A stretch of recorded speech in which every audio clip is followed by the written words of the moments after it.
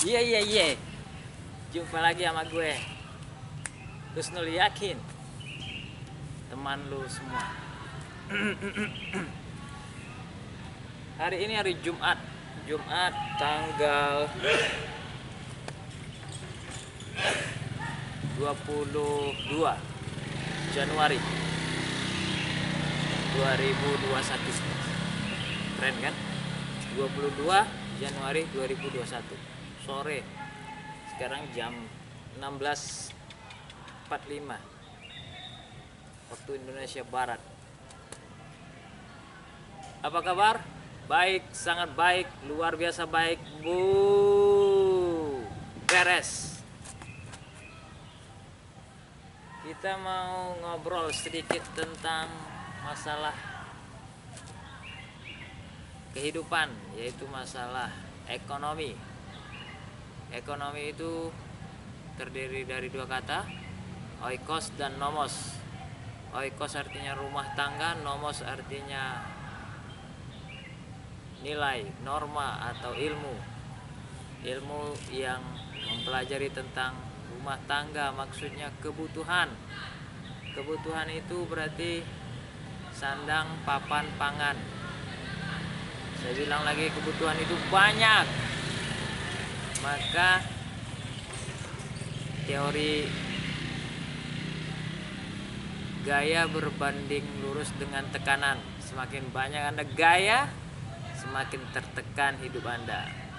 Anda baru saja bergaji setahun 4 juta, 5 juta, 10 juta, kemudian Anda ngambil mobil kredit untuk menyamakan gaya dengan gaya kawan-kawan yang lain, karena banyak juga tekanan-tekanan, sehingga untuk membayarnya Anda harus ngos-ngosan, padahal tidak memiliki passive income dan income yang lain atau portfolio income.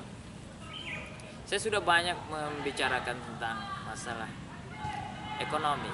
Kenapa? Karena saya ingin ekonomi kita ini pertama mandiri, kedua ekonomi kita tidak tergantung masalah, baik masalah krisis, baik masalah corona, baik masalah, ya kalau karyawan masalahnya gaji lah, kalau pedagang masalahnya tidak ada konsumennya, tidak ada pembelinya. Pengusaha juga begitu.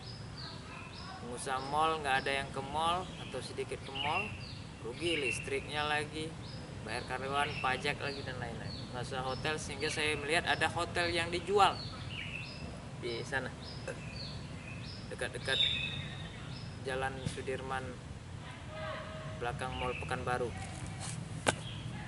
Hotel dijual, kenapa? Mungkin udah sedikit pemasukan, padahal hotel itu kan kecil itu. Maksud saya punya satu rumah tipe 36, ada dapurnya, itu disewa 350 saja. Alhamdulillah 3 rumah. Ini hotel 1 malam, bukan per bulan. 1 malam, bayangkan. Ukurannya nggak besar-besar amat kan, nggak satu rumah kan, nggak seperti rumah dengan halamannya yang saya bilang tadi, dengan dapurnya. Berarti untung dong punya hotel. Iya, ukuran tanahnya kemudian di tingkat-tingkat, setiap kamar bisa menghasilkan. Makanya villa almarhum Syekh Ali, Syekh Jaber, maksudnya Ali Jaber, Allah yarham, insya Allah, itu satu villanya 1 malam sampai 2 juta. Dia punya 11 villa, 11 kamar, berarti 2 juta kali 11 saja, satu hari dia pendapatannya 22 juta. Keren kan? Satu hari dapat uang puluhan juta. Kita yang karyawan sebulan ngos-ngosan hanya menantikan 4 juta, 5 juta 6 juta, 7 juta. Potong kredit, potong kebutuhan, minyak, pulsa, paket, mau ganti sepatu baru, kaos kaki baru, dan lain-lain. Anak, susu anak, pempes anak, uang sekolah anak, dan lain-lain. Tapi alhamdulillah saya herannya, manusia kalau dipepet dia bisa cukup, tapi kalau dilonggarkan dia tidak bisa, menurut pikirannya yang kurang salah. Bukan kurang benar, kurang salah. Yang salah maksudnya. Ada dua aset. Pertama cash flow, yang kedua capital gain. Cash flow itu kita beli mobil second 50 juta, kita jual 55, untung 5 juta. Saya pernah beli HP 80.000, saya pakai 3 bulan, saya jual 90.000, untung 10.000. Itu cash flow, keuntungan cash. Beli motor begitu juga, beli sandal tempat-tempat yang second. Di sini Pekanbaru ada pasar Kodim, ada sepatu-sepatu luar, kita beli 100, jual 125, karena orang tuh suka. Itu cash. Tapi kalau capital gain ini seperti tadi, hotel kita bangun, kemudian kita dapat harian, kita dapat bulanan kalau rumah kontrakan, rumah sewa, ataupun kita punya usaha rental mobil, kemudian orang merental dapat keuntungan rental, punya odong-odong, nanti orang naik odong-odong, anak-anak naik odong-odong, bayar satu anak 10. Kalau ada 5 odong-odong berarti kalau penuh 50 per mungkin 1 jam. Atau kalau di motor-motor cross itu per 120 menit itu 50.000. Saya kemarin berenang di Borneo Park, water park. Ya, saya tanya berapa ininya motor cross, dia lahannya alhamdulillah luas. Ya 120 menit 50.000. Atau ban pelampung kan, atau gazebo yang di Labersa water park ataupun Borneo water park atau Bombara water park. Nah, menyewakan gazebo, satu gazebo itu mungkin sampai 30-40 tergantung penawarannya. Ataupun kolam renang kita punya, ataupun kolam pancing, menghasilkan kita, itu namanya capital gain. Kalau kata Rich Dad, ayah kaya siapa itu namanya, Robert T. Kiyosaki, Anda harus fokus di cash flow, baru Anda akan menjadi kaya. Tapi disangkal oleh Dennis Eng, kata Dennis Eng tidak perlu harus cash flow, capital gain juga bisa membuat Anda kaya. Investasi di trading, di saham, atau investasi di franchise. Misalnya ada baru buka rote, kita invest, kemudian nanti keuntungannya untuk kita. Makanya saya berpikir gini, pinjam uang misalnya 100 juta, bunganya 6%, taruhlah untuk administrasi ini dan itu tetap bengek, ya terhitunglah 6,5% selama 5 tahun. 100 juta itu kita masukin aja ke investasi yang bonafit, yang memang diakui. Ya kan banyak perusahaan-perusahaan seperti banyak perusahaan saham ataupun perusahaan yang bekerja sama dengan saham, atau saham Telkomsel, saham Unilever, saham BNI, saham Mandiri, sekarang kan mulai dari 1 juta bisa kita beli saham.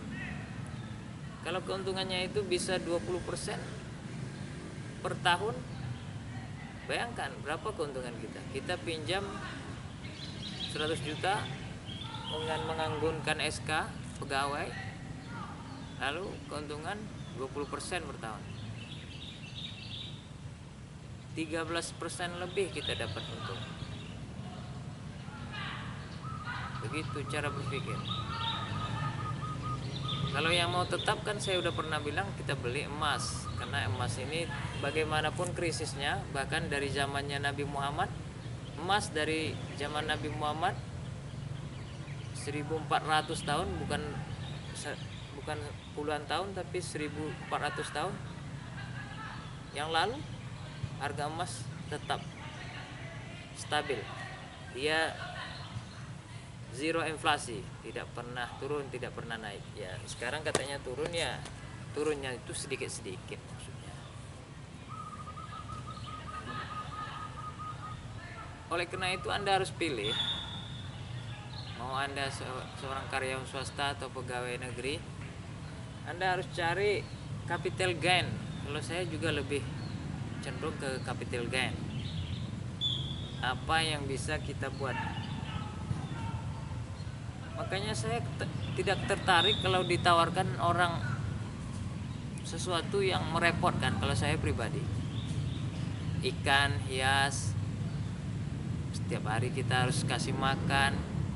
Ada memang yang hobi begitu, burung setiap hari kita harus kasih makan, siram kadang, ataupun mandikan per 2 minggu. Kucing Anggora, kucing Persia, atau tanaman. Sekarang musim bunga, ya sekarang musimnya banyak bunga juga, ikan juga, ataupun ayam-ayam hias, ayam banyak, ayam kate, ayam yang membuat energi kita setiap hari harus fokus ke situ. Itu seperti kita ini adalah pedagang setiap hari, pedagang harian jadinya. Harus buka setiap hari. Kalau nggak dibuka, kalau nggak dikasih makan, dia ikan itu akan sakit, nanti timbul jamur lagi, obat lagi. Begitu juga kucing, misalnya kita pergi 3 hari, bisa jadi hilang ataupun sakit atau kelahi. Jadi saya sarankan, memang sifat kita kalau pergi ke suatu tempat, ke pasar atau ke mall, nampak sesuatu yang unik, menarik, apalagi kita udah punya duit. Biasanya orang-orang yang punya duit itu orang yang di atas usia 25, karena dia sudah S1 biasanya, ataupun belum S1, dia sudah bekerja lalu dia punya penghasilannya itu kemana? Tentu ke situ, pulsa, atau ya banyak lah,